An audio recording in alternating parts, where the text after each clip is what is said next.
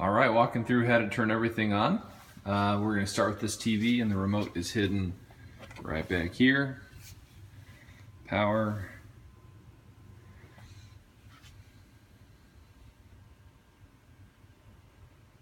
And once it turns on, you're going to select computer for the input. So to the right there, normally it's right here, you move over to the computer, and it's going to say, looking for a signal. No signal. Is it on? No, it's not on. So we're going to go turn it on. But first, don't go straight to the computer. You want to go to this power strip over here, which powers the adapter that feeds that TV. So HDMI comes out of the computer to an adapter. We want to power up that adapter first. So you can see it's on. It's got that red blinking light. It's waiting for a signal. So we're going to turn that on next. Oh, that's awful. Just turn that off. Just never turn that on again. And then you power on the computer. Power button right there. You can tell it's turning on when you see the light over there on the MIDI controller. So it's turning on. Don't be alarmed if the screen flashes as it turns on, because that's it trying to connect to the HDMI adapter. While we wait for that, we can turn on this power strip. And then I like to wait on the front two until after I've got the soundboard turned on. Just because if I turn the soundboard on after the speakers are on, they'll pop, which is not good. All right, so seems to be loading still. Little progress bar there. While this is happening, you could go upstairs and start turning stuff on, but just for the video, I'm gonna show how to turn on kind of one thing at a time.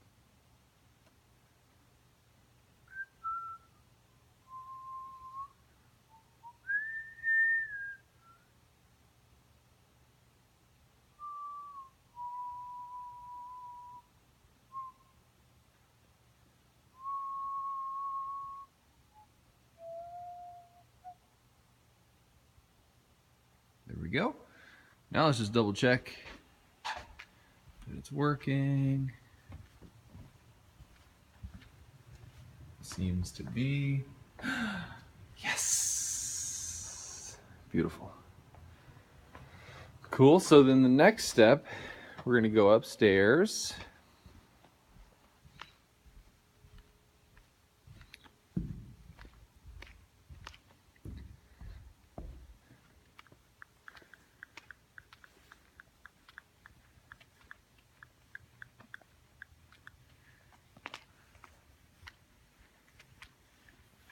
AV access only beyond this point. I like to take these stairs two at a time, but you know, you do you. All right. While we're here, you can turn on this light. Just kind of move your way across.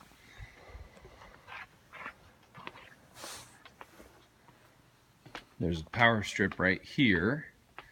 Sneaky little power strip that powers the clock and the projector out there.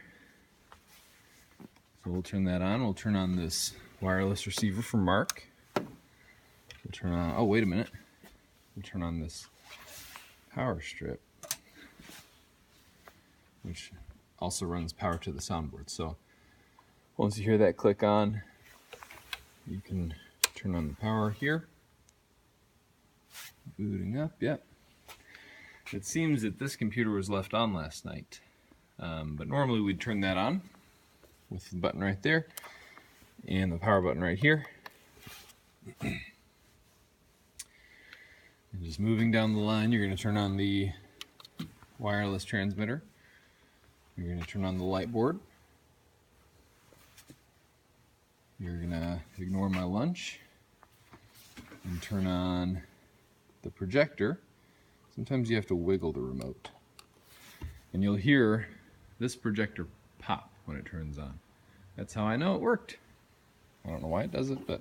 And then right in the same area should be this projector for the ship mast.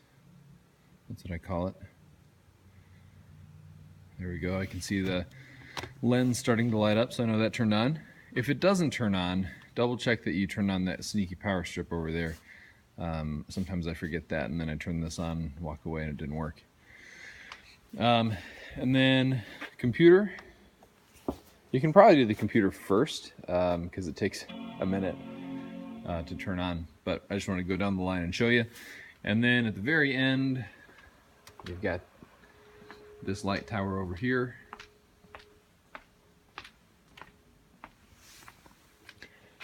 Boom. On. I don't know why the stage lights are on right now, but they are. So I'm going to clear that. It's the clear button. Clear. Cleared. So right now I'm just waiting for the computer to turn on, and then I'm going to link it to the stage computer by creating an audio MIDI network session. I guess it's a MIDI network session in the audio MIDI setup app. And I notice my Mac Mini is lagging behind, so I'm going to just see. It says it's on. Oh, there we go. Yeah, just stay on that. Okay. Cool. So that's good. That's what it should look like when you turn it on. I think it just didn't do that right away because it was sleeping. It was sleeping. Okay, cool. I see my projectors are acknowledging they have a source. When it's that blue screen, it means it's missing any source. That's just its default screen. But now I can see the toolbar and a blank screen from the Mac, which is good. And I'm going to come here, and in MIDI Studio, I'm going to click on Network, and this window should already be open. And I'll click here, and I don't want the Logic Mac Mini. That's the Mac Mini we were just looking at. What I want is the Ableton iMac Stage. That's the stage computer. And then I click Connect. You can see that it worked because it's in the participants field here. And then I'm ready to open up Pro Presenter. So this audio MIDI setup window will be here automatically. That opens upon startup. But you have to actually go through and open Pro Presenter after you connect. So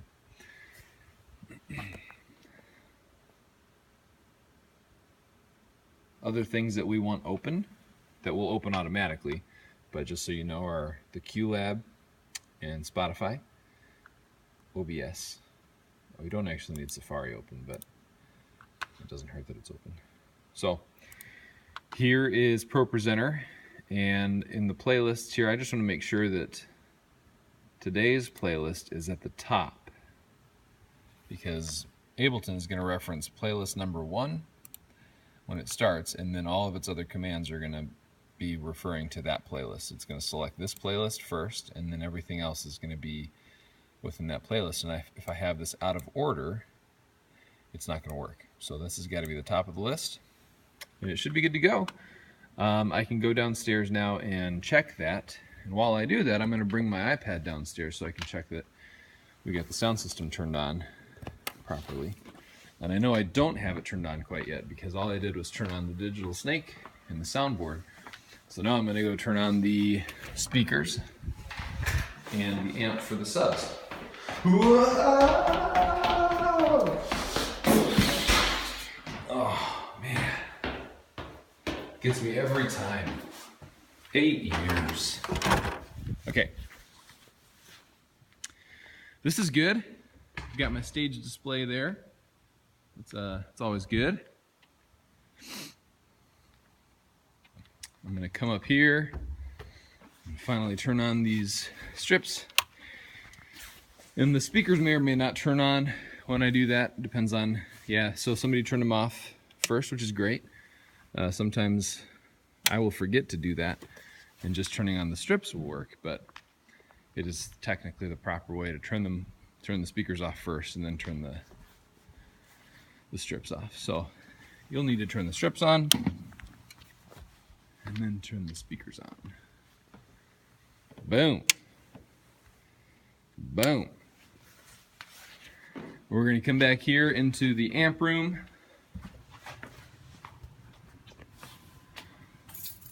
With my special magical key. Well, I just showed you that, but here is the amp rack. In the back of it is this power strip. You can barely see it, but that'll turn them all on. Bring the iPad with me. Now, kind of the final test here, I'm going to open up this weekend's Ableton set and play a little bit, make sure that my connection is good with the tech booth, Pro Presenter computer, make sure that my speakers are on, the sound system's working, lights are working, everything's going well. So, let's just take a sec to open. And I'm going to start with the first song just because the countdown doesn't tell me everything. Sometimes it's just, that's 5 minutes of silence from Ableton and then the first song. So I'm going to start with the first song. And I see my lights changed. That's awesome. Projectors look good. Stage display's got the lyrics up. I don't hear anything yet. And that's because I haven't turned up the volume yet. So I'm going to connect. And I see audio's coming in, which is great. It's just not going anywhere, so I'm going to go to main, matrix main, which is the second to last there, and that can be unmuted, that's fine. I do want the hall muted because I don't want our rehearsal going out there just yet. And then this is the main master. Sounds good. So everything's working right.